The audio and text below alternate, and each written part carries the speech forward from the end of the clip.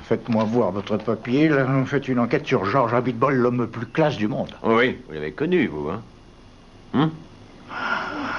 Vous savez, Georges, je l'ai connu au temps du Texas. Il était encore cow-boy. À l'époque, j'étais moi-même cow-boy. Je vivais avec Jacques, un bon copain. Il n'y avait rien de sexuel entre nous. Je vous dis ça parce que je me suis souvent fait traiter de pédale, de salope. Et c'est facile de traiter les gens de pédés. Tout ça parce que deux garçons vivent ensemble dans un ranch et portent des pantalons en cuir. Bref, un jour, un cavalier est arrivé à fond les ballons avec une lettre. Allez, pédés, il y a une lettre pour vous. Tenez, bonne bourre. Pauvre con, hein.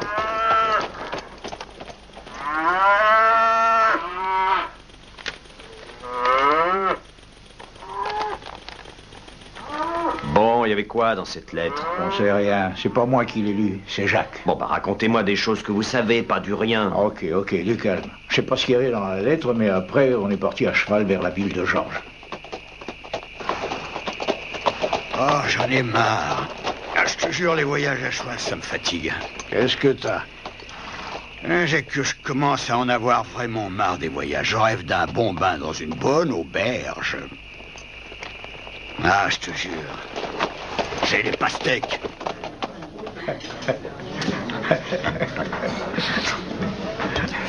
Yep.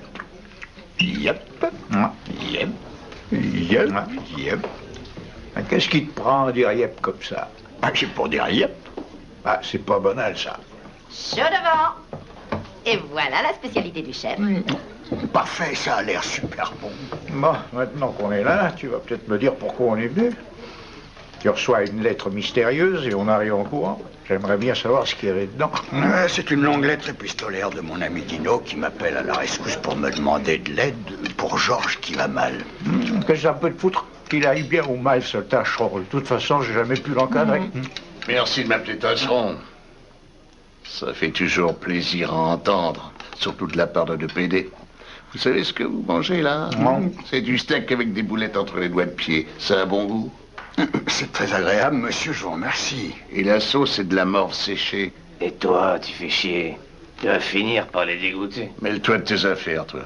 Tu sais bien que Madame Philippe, la patronne, se coupe des morceaux de nichon pour en faire des ravioles. Oh, c'est dégueulasse, merde. Attends, c'est censé être l'homme le plus classe. Il va sans doute nous présenter ses excuses. Tu sais, tes excuses, tu peux te les coller au cul, tout comme ton beefsteak. Sauf que le beefsteak, ça sert à rien. Le patron l'a déjà fait, il a craché dessus. Ah non, pas cracher. Le patron, il crache pas dans les plats. Allons, vieux, même dans les grands restaurants, on crache dans les plats. Alors, dans ce taudis, je vois pas pourquoi il se ferait chier. Alors, je vous laisse manger. Bon appétit. Ouais, bah, j'ai connu un mec de droite une fois, il avait 10 fois plus de classe.